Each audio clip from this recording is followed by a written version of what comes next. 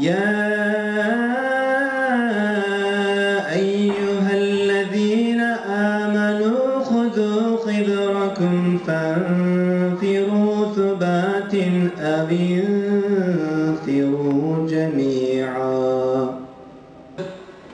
Ümmet açısından, Müslümanlar açısından büyük felaketler, büyük yıkımlar, ahlaki açıdan, manevi açıdan büyük bir erozyon yaşamaktayız.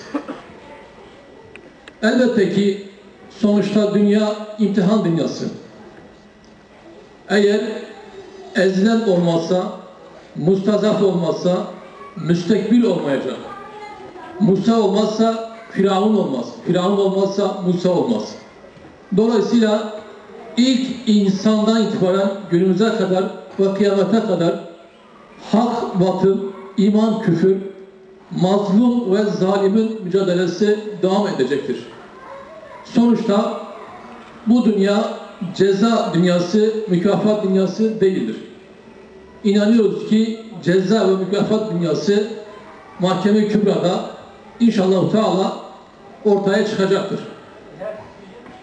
Fakat bu duruma baktığımız zaman kesinlikle Müslümanlar olarak, mazlumlar olarak, mustazaflar olarak yese, ümitsizliğe kesinlikle yer yoktur. Çünkü Allah-u Teala Kur'an-ı Kerim'de şöyle buyuruyor. Biz istiyoruz ki yeryüzünde mustazaflara lütfedelim, onları yeryüzünde varisler kılalım. Allah-u Teala bunu bize söylüyor. Coğrafyamıza söylüyor. Suriye coğrafyasına söylüyor. Irak'a söylüyor. Myanmar'a söylüyor. Çeçenistan'a söylüyor. Biz istiyoruz ki Allah-u Teala sizleri yeryüzünde varisler kılalım. Dolayısıyla bu ayet-i kerime ve diğer ayetleri göz önüne aldığımız zaman bir Müslüman için kesinlikle yese, ümitsizliğe yer yoktur. Ve biz de inanıyoruz ki tabi bu yeryüzüne varis olmanın da bir bedeli olacaktır. Allahu Ekber, üzülmeyiz, Kur'an'ı elden düşürmeyiz, direniş zafer bizimdir, gevşemeyiz, bu yol direniş yoludur, eğilmeyiz, direniş zafer bizimdir, gevşemeyiz, bu yol direniş yoludur, eğilmeyiz. Ey İslam dili meşevte iro etba'i dinite leheraliyi dünyayı becihu var hürmete. Hak batıl mücadelesi, mazlum ve mustazafın zalim karşısında baş kaldırışı bu dünyanın bir realitesidir. Zalim kıyamete kadar tabiatı gereğince zulmedecektir. Zulme meyledecektir. Aynı şekilde mazlum ve mustazaflar da zalimlere karşı baş kaldırmak, onurlu bir direniş ortaya koymak durumundadırlar. Tarihe baktığımız zaman şunu görüyoruz. Hiçbir zaman zalimler kendi tabiatlarından, icraatlarından ve emellerinden vazgeçmemişlerdir. Bu da bize gösteriyor ki zalimler hiçbir zaman bu çizgilerini değiştirmeyeceklerdir.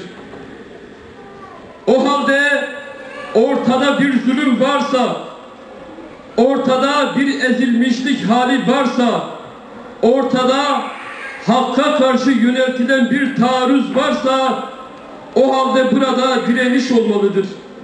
O halde burada baş kaldırı olmalıdır. O halde burada zulme karşı şehadet kılıcı ve direniş kılıcı kuşanılmalıdır. Şunu bilelim ki mustazaflık mümin kimliğinin bir parçası değildir. Vazgeçilmez bir parçası değildir. Ama maalesef tarih boyunca müminler bu ezilmişliği yaşamışlardır. Müminlerin yapması gereken şey şudur: bir an önce var olan bu realiteyi değiştirmeye çalışmak. Yani o mustazaflık kimliğini üzerimizden atmamız lazım. Bu yolda mücadele etmemiz lazım.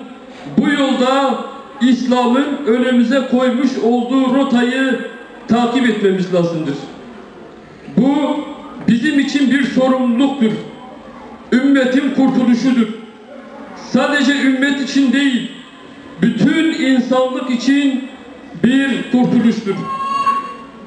وَاغْفِرْ لَنَا ذُنُوبَنَا بِفَضْلِكَ وَكَرَمِكَ يَا أَكْرَمَ الْأَكْرَمِينَ رَبَّنَا آتِينَا فِي الدُّنْيَا حَسَنَةً وَفِي الْآخِرَةِ حَسَنَةً وَقِنَا عَذَابَ النَّارِ رَبَّنَا اغْفِرْ لِي وَلِوَالِدَيَّ وَلِلْمُؤْمِنِينَ يَوْمَ يَقُومُ الْحِسَابِ.